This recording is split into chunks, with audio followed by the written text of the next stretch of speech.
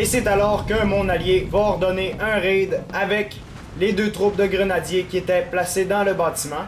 Cependant, il va se faire accueillir par les troupes russes, notamment par une volée de la part de ces grenadiers, mais aussi par quelques salves de mitraille, ce qui va être vraiment fatal. Malgré tout, il va parvenir à atteindre la licorne ennemie et ça va donner vie à un immense combat. Comme vous pouvez voir, il n'y a pas de quartier.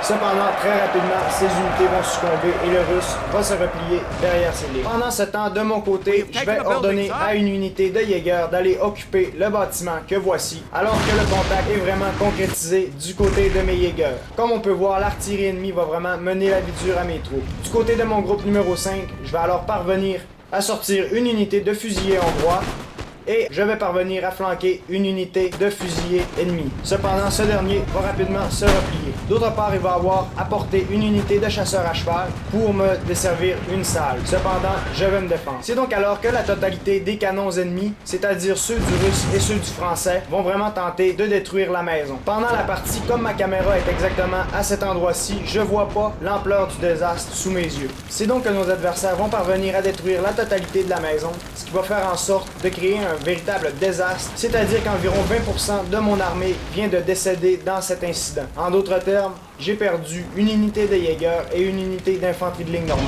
Je vais donc devoir regagner le terrain perdu de ce côté-ci. C'est alors que je vais ordonner une attaque du côté de mon aile droite de la part de mes chevaux légers. Cependant, cette action va avoir un autre but que ce dernier. Je m'explique. De ce côté-ci, j'ai donc remarqué qu'il y a vraiment une brèche. Comme on peut le voir maintenant, l'artillerie ennemie est vraiment très mal protégée, ce qui vient vraiment l'exposer à une attaque rapide de la cavalerie. C'est donc que j'ai détaché un corps de cavaliers pour venir abattre une unité d'artillerie française. Du côté de mon adversaire, il s'en rend pas vraiment compte, puisqu'il continue de tirer sur mes troupes. C'est alors que mes chevaux légers vont entrer en contact, ce qui va vraiment frapper un tournant dans la partie, puisque comme on peut le constater, en ce moment, nos troupes sont vraiment en train de perdre. Immédiatement, une fois que ces unités sont en déroute, je vais ordonner à mon unité de chevaux légers de venir abattre son général. Cependant, préalablement, j'avais ordonné à mon autre unité de chevaux légers de contourner mon ennemi sur sa gauche. De ce fait, je vais être capable de prendre le général ennemi en étau. Cependant, en constatant les renforts français qui arrivent, je vais ordonner à mes troupes de se décrocher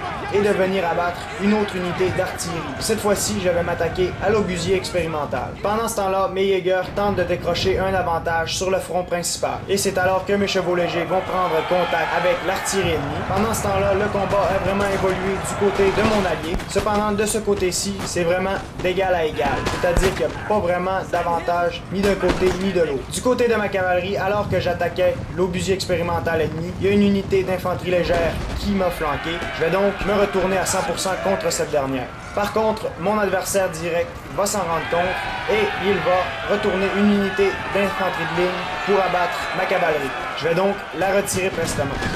Cependant, il va réussir à lancer une salve contre ces derniers. Je vais ensuite retourner ma cavalerie pour abattre l'autre canon, cette fois-ci le canon du russe. C'est donc que ça va être fatal pour le combat à distance de nos ennemis. Ils vont perdre leur plus grand avantage avec les 3 raids que je viens de constituer contre leur artillerie. Cependant, juste derrière ici, il y a une autre unité d'artillerie qui perdure toujours. Je vais alors ordonner un raid final, histoire de complètement neutraliser l'artillerie ennemie.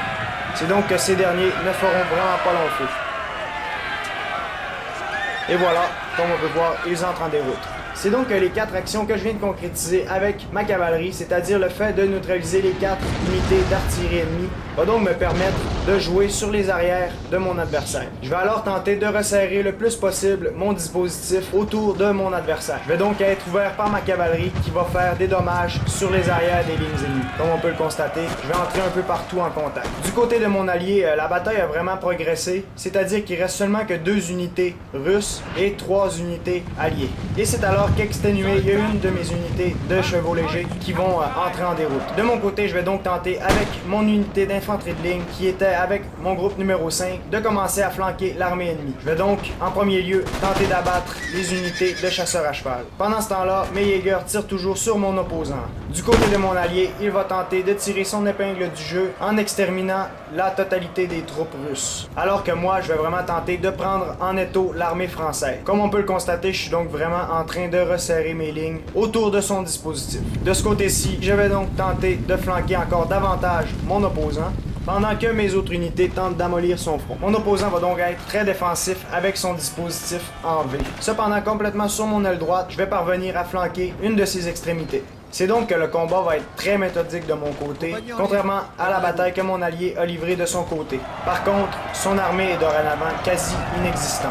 De ce côté-ci, le Français a attaqué une de mes unités d'infanterie de ligne avec ses dragons, cependant j'ai formé le carré juste à temps. Je vais donc envoyer mon unité qui vient d'abattre une unité de cavalerie pour encore davantage flanquer mon adversaire. Cependant, ce dernier va reculer presque partout. Par contre, contrairement à mon opposant, je vais avancer partout. Et c'est donc à ce moment-ci qu'il va faire un mouvement désespéré. En voyant ici que je n'ai seulement que des infanteries légères, il va lancer ses troupes en mêlée. C'est donc que le contact va se concrétiser de ce côté-ci. De mon côté, je vais vraiment tenter d'aider mes unités qui sont accrochées avec l'ennemi à ce niveau-ci. C'est donc que la bataille fait véritablement rage. Cependant, j'encercle mon opposant. En fait, il y a 3 unités qui sont en train de tirer sur ce dernier. Il y a cette unité-ci, celle-ci et celle-ci qui va bientôt tirer elle aussi. C'est donc que le moral français va chuter très rapidement à partir de ce moment-ci. Ils vont alors tenter d'accrocher mon unité d'infanterie de ligne hongrois. Cependant, je vais lancer mon général en mêlée aussi, histoire de les bloquer juste avant. Et c'est alors que le moral français va complètement disparaître. C'est donc que I Am Gustavo a déployé 891 troupes, j'en ai déployé 1008, Iron Father en a déployé 1209 et Munieko 1144. Du côté de mon allié, il a abattu 892 unités. De mon côté, j'en ai abattu 841. Du côté d'Iron Father, il en a abattu 740. Et finalement, du côté de Munieko, 424. C'est donc qu'aujourd'hui, ça a été une bataille très difficile à gagner. En effet, nos opposants avaient vraiment une supériorité marquante du côté de l'artillerie. Cependant, on n'a pas désespéré.